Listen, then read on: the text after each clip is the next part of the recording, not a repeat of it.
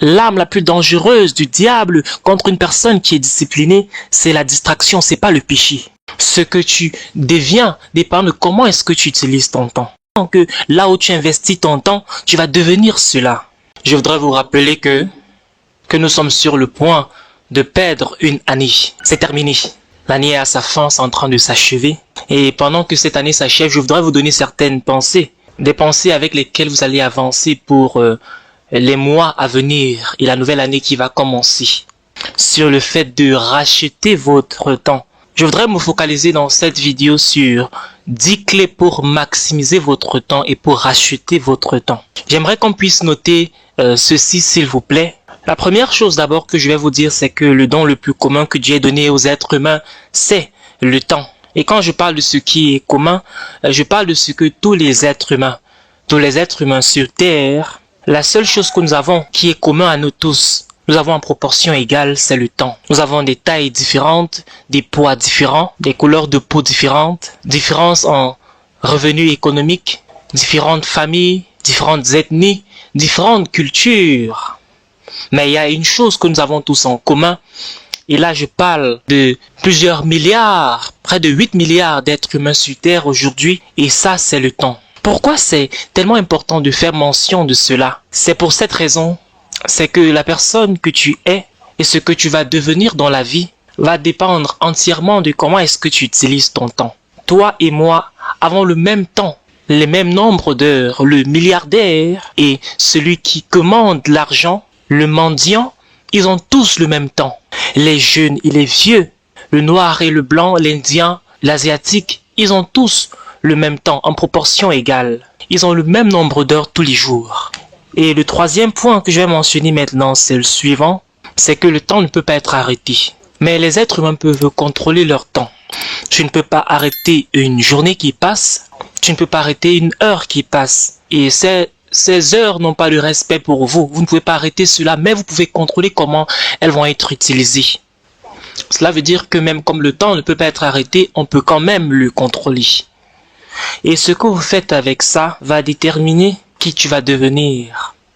Est-ce que tu peux honnêtement dire à toi-même que tu as bien utilisé cette année? Est-ce que tu peux le dire honnêtement? Et je pense au temps. Tellement, pourquoi? Parce que le temps, c'est la vie. Et chaque fois qu'une année est en train de passer, tu es en train de mesurer ton temps. Tu es en train d'évaluer ton temps. Pourquoi? Parce qu'une année, c'est le passage du temps dans notre culture, dans nos différentes cultures et l'opportunité pour pouvoir définir, je voulais dire, redéfinir tes priorités. Et c'est la raison pour laquelle on a de nouvelles années. Je vais faire certaines suggestions maintenant. Déjà, je vais dire qu'une nouvelle année, c'est une opportunité pour redéfinir la vision de ta vie, pour aller revisiter ta vision.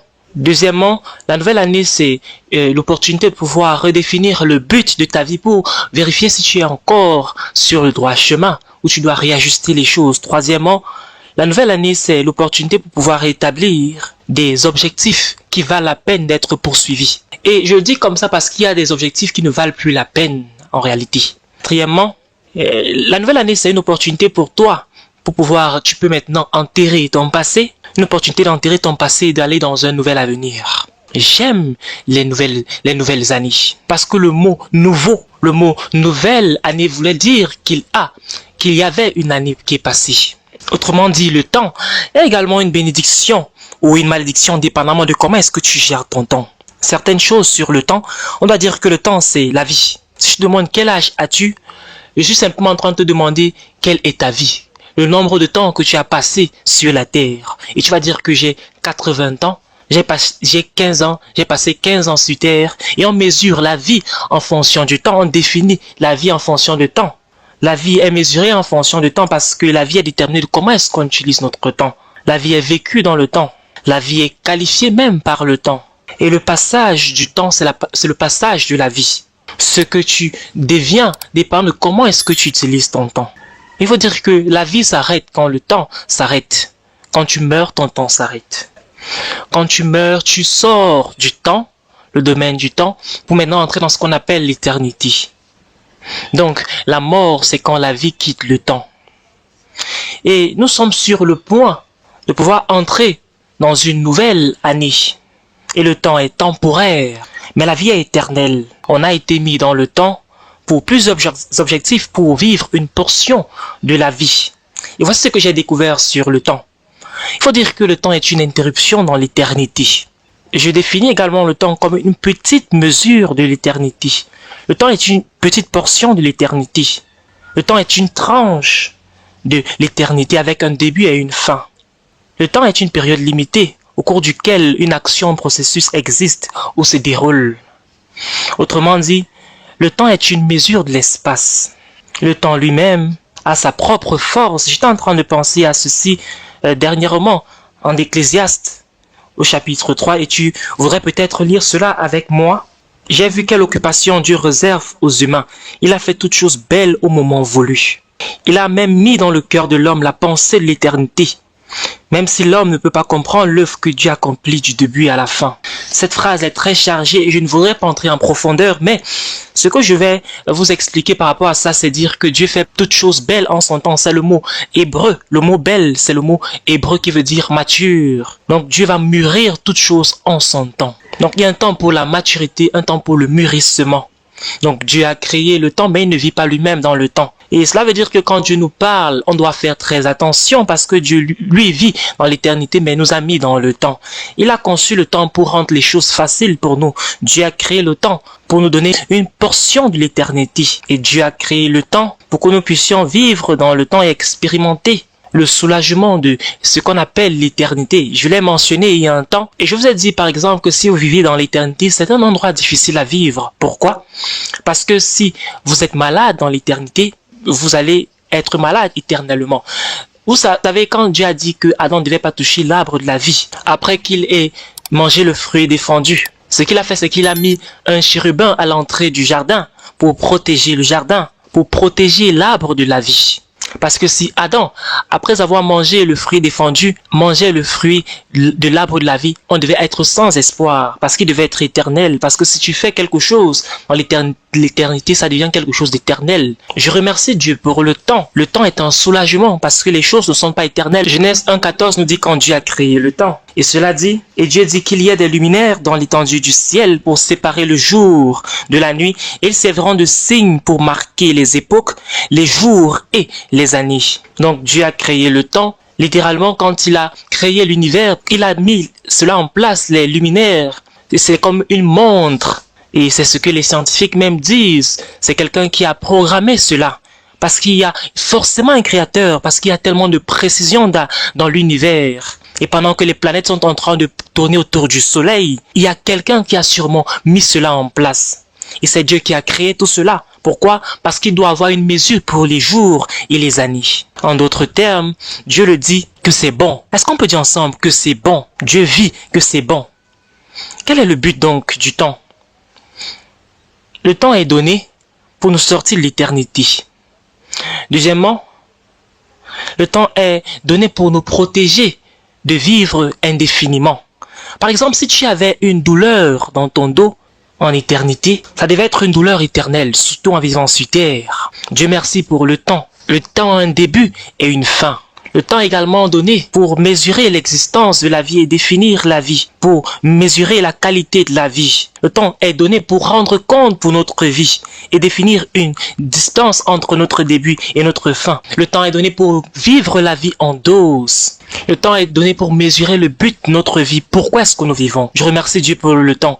Mais il y a des limitations au temps et je vais vous donner cela. Job au chapitre 14 dit ceci. Il faut vous rappeler de ceci tout le temps, autant que vous êtes en vie. Au verset 5, on va lire ensemble. Si les jours de l'homme sont fixés, si tu as déterminé le nombre de ses mois, si tu en as marqué les limites qu'il ne peut franchir, détourne les regards de lui et accorde-lui du répit pour qu'il ait au moins de la joie du salarié à la fin de sa journée. C'est dans la Bible. Job 14, verset 5 à 7. Dieu dit, quand je t'ai créé, je t'ai donné une tâche pour faire et tu as un temps limité et tu ne peux pas excéder cette limite-là. Est-ce que tu remarques qu'à la fin de l'année, les gens commencent à mourir? Pourquoi? Parce qu'il semble que ces personnes ne doivent pas traverser pour entrer dans la nouvelle année. Et certains d'entre vous sont ici aujourd'hui et peut-être vous êtes supposés traverser cela et vous avez juste un mois dans la prochaine année et vous devez être sauvés aujourd'hui. Regardez ce verset attentivement. Dieu dit, il a établi des limites que tu ne peux pas excéder. Souvent tu dis, mon épouse, ma femme, mon mari est mort et j'ai vécu plus longtemps que eux. Peut-être c'était parce que c'était une limite juste pour eux. Toi, tu n'es pas encore supposé mourir. Dieu a déterminé, le temps est déterminé, est fixé. Est-ce qu'on peut prendre cette prochaine phrase? Psaume 30, verset 5. On va le dire ensemble. Éternel, fais-moi connaître quand finira ma vie. Quel est le nombre de mes jours, afin que je sache combien je suis peu de choses. En d'autres termes, je suis ici juste pour un petit bout de temps. Que je puisse connaître donc la durée de ma vie, que je puisse connaître ma destinée, que je puisse connaître ce que je dois faire avec ma vie rapidement. J'aime ce verset, le Psaume 90, verset 12. Enseigne-nous à bien compter nos jours, afin que notre cœur parvienne à la sagesse. En d'autres termes, que je puisse connaître combien je dois faire sur terre, comme ça je vais utiliser mon temps de façon efficiente. Ecclésiaste 8, verset 6 dit également ceci. Oui, pour toute activité, il y a un moment opportun et des règles. En d'autres termes, il y a une façon dont les choses doivent se passer. Il y a des règles. Un moment opportun. Le temps est très puissant entre les mains de Dieu. Il faut dire que le temps est mesuré en secondes, en minutes, en heures, en jours, en semaines, en mois. Et nous demandons souvent combien le temps peut partir et courir. Nous mesurons le temps en jours, en semaines, en années. Mais il faut dire que le temps mesure la vie. Mesure la vie en 3 phases. Hier, aujourd'hui et demain. Ce que tu as traversé en cette année, tu peux le dire que c'était l'année dernière. Parce que bientôt nous allons entrer dans une nouvelle année. Tu peux dire par exemple que j'étais fauché l'année dernière, cher ami. Tu peux dire que j'ai perdu ma maison l'année dernière. J'étais malade l'année dernière, j'avais des difficultés l'année dernière, j'avais des problèmes l'année dernière. Donc peu importe ce qui s'est passé dans le passé, ça te sépare de ton avenir. Ce sont les bénéfices du temps. Le temps mesure la vie en le passé, il y a le présent, il y a également le futur. Tu peux dire que j'étais malade, c'était hier. Maintenant la santé est sur le chemin. Le temps également sépare ton passé de ton présent et de ton avenir. Le temps mesure la vie en saisons. Nous avons l'automne, nous avons l'été, nous avons le printemps, nous avons l'hiver. Le temps nous protège de vivre dans une condition permanente. Nous avons des saisons. Tu ne vas pas être divorcé toute ta vie. Le temps va prouver cela. Tu ne vas pas souffrir avec la douleur de ce que tu as perdu un membre de la famille toute ta vie. Le temps va gérer cela. Tu ne vas pas souffrir toute ta vie de douleur parce que quelqu'un a refusé de t'épouser toute ta vie, parce qu'il y a un autre homme qui va venir pour t'épouser, avec un peu plus d'argent même que la personne qui a refusé de t'épouser. Est-ce qu'on peut célébrer Dieu pour cela? La difficulté que tu as traversée va passer. Est-ce qu'on peut dire que le temps change tout? Le temps change toute chose, rien n'est permanent dans le temps. On peut prendre cette note également, c'est très important. Le temps est la seule commodité sur terre, donnée de façon égale à tous les êtres humains. Le temps est donc la seule commodité que tous les êtres humains possèdent. On n'a pas tous la même quantité d'argent, mais on a tous le même temps. Donc la clé dans la vie, ce que tu vas devenir de la vie, c'est comment est-ce que tu utilises le temps que tu as. Et c'est la raison pour laquelle on dit qu'on est en train de passer le temps, on est en train de dépenser le temps. Tous les êtres humains ont la même quantité de temps tous les jours et le temps comme la monnaie, comme l'argent doit être dépensé. Le temps est utilisé pour acheter la vie que tu veux. Donc tout ce que tu es, tu as passé ton temps à acheter cette vie-là. Même si tu es fauché, tu as utilisé ton temps pour être cela. Si tu es en surpoids, malheureusement, tu as également utilisé ton temps pour devenir cela. Parce que tu as mangé de la mauvaise nourriture, tu as passé ton temps à ne pas courir. Vous savez, le temps détermine tout. Si ton mariage est sous le stress, c'est parce que tu as utilisé ton temps dans ton mariage. Tu n'as pas bien utilisé ton temps dans ton mariage. Le temps également, il faut dire que c'est très puissant, que là où tu investis ton temps, tu vas devenir cela. Tu as une nouvelle année qui est sur le point de commencer et ma question c'est qu'est-ce que tu vas faire avec les prochains 12 mois qui vont venir? Et qu'est-ce que tu vas être le 31 de la fin de l'année prochaine? Qu'est-ce que tu vas avoir et qu'est-ce que tu ne vas pas avoir? Il y a certaines personnes dans ta vie que tu dois laisser de côté dans cette nouvelle année parce que ces personnes ne t'aident pas. En d'autres termes, le temps te donne le temps de changer tes relations. Tu as une nouvelle opportunité de changer tes anciennes relations. Je le dis maintenant que tu peux traiter le temps comme l'argent exactement. On peut voler ton temps. Combien de personnes se sont assis avec des amis pendant 2 heures de temps et tu ne sais pas ce qui s'est passé après une conversation? 2 heures de ton temps, de ta vie sont passées et tu n'as rien gagné dans cette conversation. Le plus je vieillis, le moins j'ai de temps pour juste passer à gaspiller. Je ne sais pas pour toi, mais pour moi, je n'ai pas le temps de faire cela. Il y a une certaine période dans ta vie et tu sais que je n'ai plus le temps pour gaspiller comme ça. Il y a des personnes qui veulent juste converser. Mais converser au sujet de quoi? Notez ce point s'il vous plaît. Le temps peut être abusé. On peut également perdre son temps. On peut perdre son temps, juste comme l'argent. On peut gaspiller le temps comme l'argent. Tu peux passer une journée entière et tu dis je ne sais pas ce que j'ai fait avec mon temps. C'est parce que tu as gaspillé ton temps. Ça ne t'a pas rapproché de tes objectifs. Ça ne t'a pas rapproché de tes objectifs. Tu n'as pas accompli ce que tu voulais et tu as gaspillé ce temps sur des choses qui ne t'ont pas aidé au finish. Le temps est plus important que l'argent. C'est la raison pour laquelle les hommes d'affaires disent que le temps, c'est l'argent. Est-ce que je peux le dire autrement? Le temps peut perdre sa valeur juste comme l'argent. Le temps peut gagner même en valeur. Il faut dire que chaque heure est importante. Et qu'est-ce que tu fais avec cette heure-là? Tu peux réduire la valeur de ta vie par les choses sur lesquelles tu es en train de passer à faire. Avec qui tu passes ton temps, où tu passes ton temps toute la journée. Ton temps peut perdre sa valeur. Est-ce que je peux vous suggérer quelque chose qu'on peut donner de la valeur à son temps? Tu peux apprécier la valeur de ton temps, augmenter la valeur de ton temps parce que tu décides de faire quelque chose qui a de la valeur. J'ai décidé il y a quelques années que si c'est que tu es fauché financièrement et moi je suis fauché, tu es une mauvaise compagnie pour moi. Je suis très sérieux à ce sujet. Si tu es en train de te plaindre et moi je me plains, on doit se séparer. Quelqu'un doit sortir de là. Tu ne vas nulle part, moi je ne vais nulle part. On ne peut pas rester ensemble. Tu peux revaloriser ton temps quand tu ajustes juste tes relations. Les livres que tu lis. J'ai vu des personnes qui lisent les livres sur l'amour. Il faut dire que ces livres généralement ne te rapprochent pas de tes objectifs. Samuel a embrassé Suzanne. Ils sont partis en balade proche de la mer. Mais toi tu es fauché, tu n'as pas d'argent, tu n'as pas besoin de ce genre de livres. Tu dois revaloriser ton temps. Tu dois changer ta bibliothèque. Va acheter certains livres quand tu rentres à la maison aujourd'hui et achète tous mes livres au nom de Jésus-Christ, gloire à Dieu. Aucun de mes livres n'est un gaspillage de temps. Pourquoi? Parce que j'ai utilisé mon temps de la bonne façon pour écrire ces livres. J'ai utilisé mon temps pour donner de la valeur à ce temps-là. Des personnes utilisent du temps pour acheter, utilisent leur argent pour acheter des magazines, tout cela. Des romans, des livres qui ne les aident pas généralement. Tu peux devenir une victime même du temps. On ne peut pas arrêter le temps. Tu ne peux pas résister le temps. Tu ne peux pas compromettre ton temps. Le temps ne s'ajuste pas à toi, c'est toi qui t'ajustes au temps. Tu ne peux pas toucher le temps. Tu ne peux pas acheter le temps. Tu ne peux pas acheter le temps. Tu ne peux même pas ralentir ton temps. Tu ne peux pas accélérer le temps.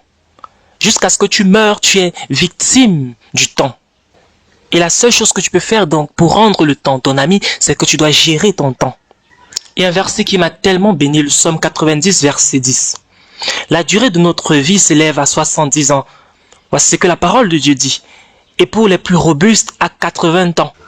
Mais l'orgueil qu'ils tirent n'est que peine et misère, car le temps passe vite et nous nous envolons. Et on dit ici que l'âge moyen ici c'est entre 70 et 80 ans. Donc si tu as 30 ans, tu n'as plus beaucoup d'années à vivre. Et un bon nombre de ces années va être avec un bâton. Et on dit que tu as à peu près 70 bonnes années. Si tu as 40 ans, tu n'as que 30 ans moyennement à vivre. Qu'est-ce que tu fais avec ton temps? Premièrement, tu peux le gérer. Tu peux l'utiliser. Tu peux l'investir. Comme l'argent, tu peux le convertir. Tu peux utiliser ton temps pour te développer et construire des choses.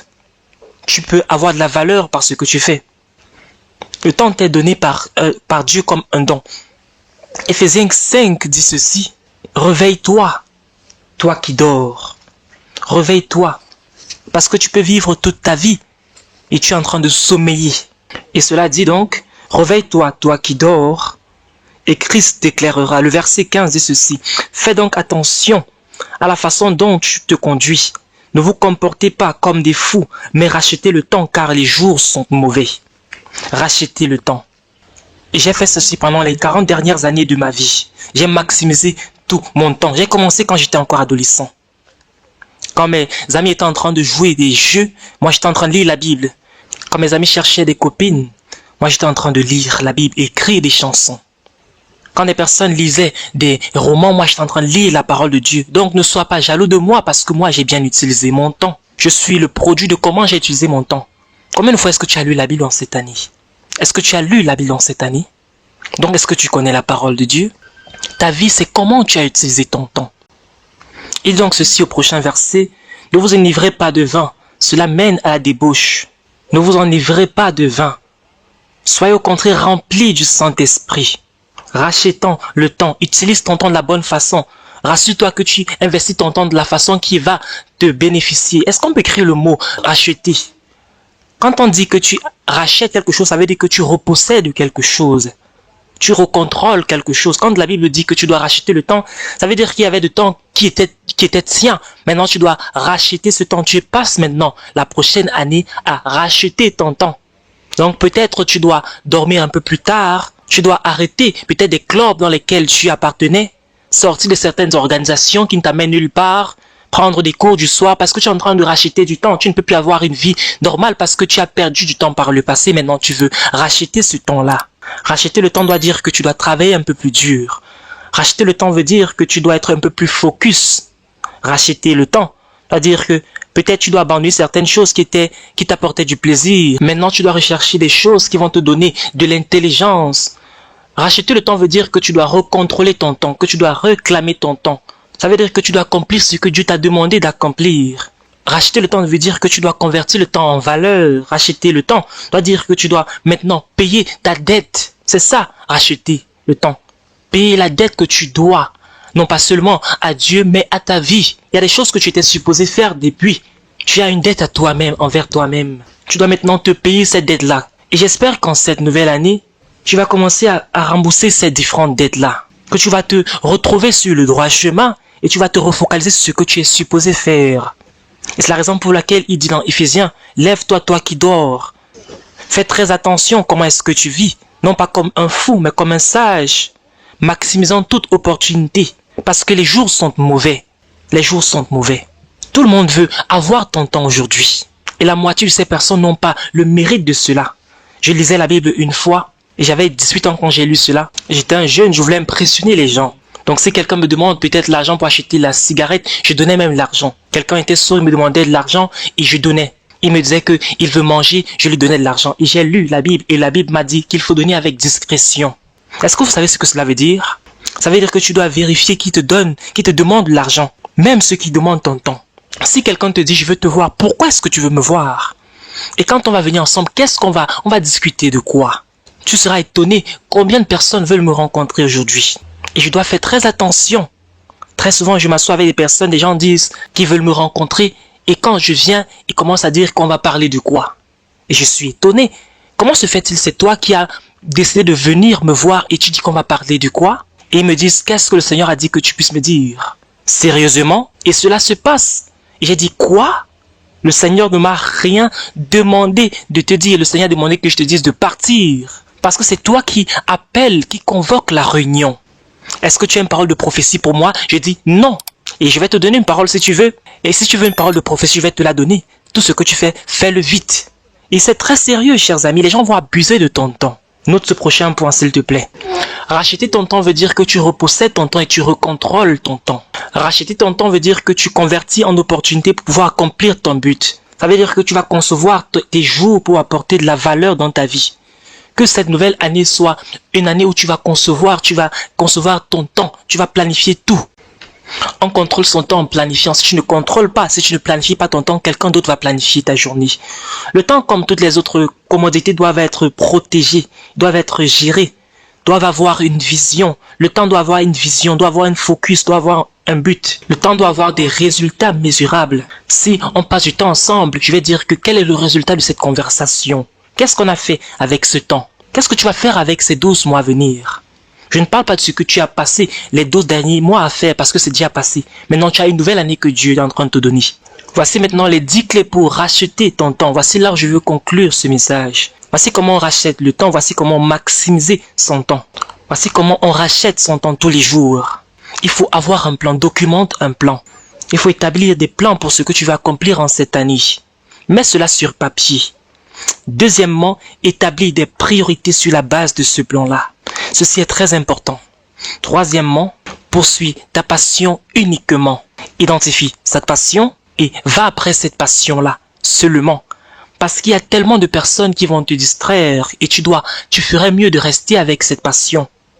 C'est pas toute invitation qui est une bénédiction, ce n'est pas toute opportunité qui est une bénédiction. L'arme la plus dangereuse du diable contre une personne qui est disciplinée, c'est la distraction, c'est pas le péché. Le diable sait que tu es très intelligent pour tomber et pour commettre et pour vivre dans le péché. Il fait quelque chose de plus dangereux. Il te distrait avec des choses que tu n'es pas supposé faire, même comme ces choses peuvent sembler être bonnes. Il faut dire que l'ennemi de faire ce qui est juste pour toi, c'est de faire une autre bonne chose. Mais c'est pas bon pour toi. C'est pas juste, c'est pas correct pour toi, c'est pas ton but. Quatrièmement, protège ton plan et tes priorités.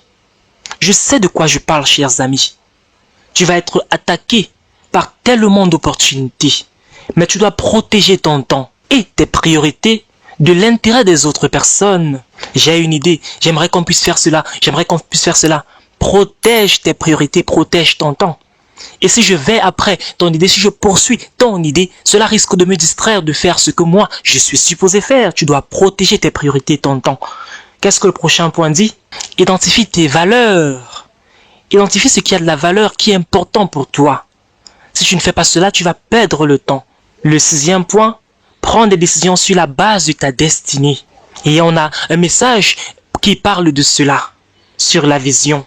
Parce que tout le monde veut de ton temps. Le septième point, fais un inventaire de tes associations, de tes amis. Passe les premiers jours de cette nouvelle année en prenant une liste des personnes avec lesquelles tu t'associes.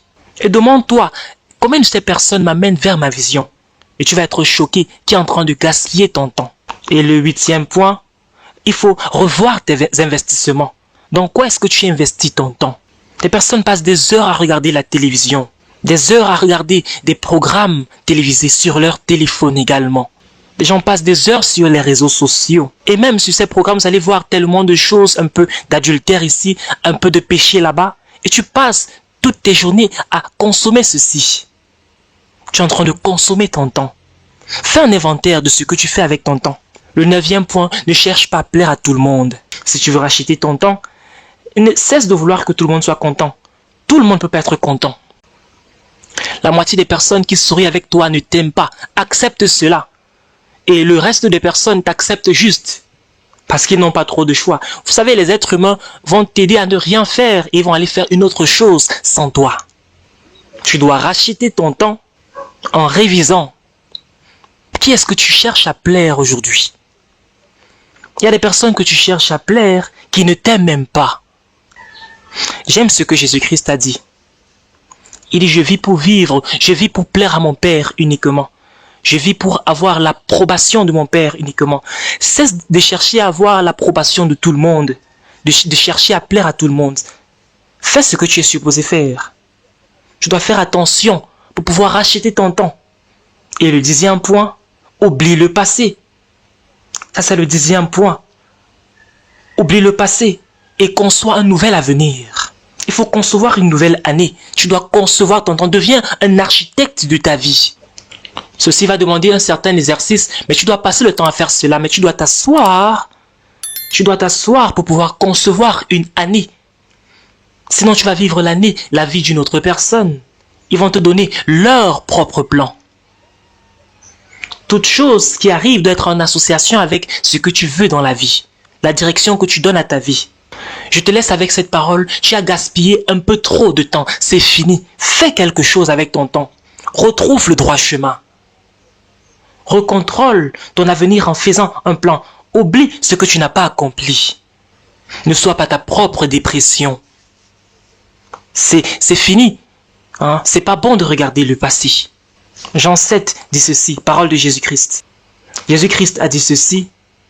Le bon moment pour moi n'est pas encore venu. Mais pour vous, vous pouvez faire tout à n'importe quel moment. Il avait un sens du timing. Et il dit ceci. Le monde ne peut pas vous détester, mais ils m'ont détesté parce que moi je témoigne que ce qu'ils font est mauvais. Vous allez à la fête. Il dit, je ne vais pas encore à la fête. Pourquoi? Parce que le bon moment n'est pas encore venu pour moi.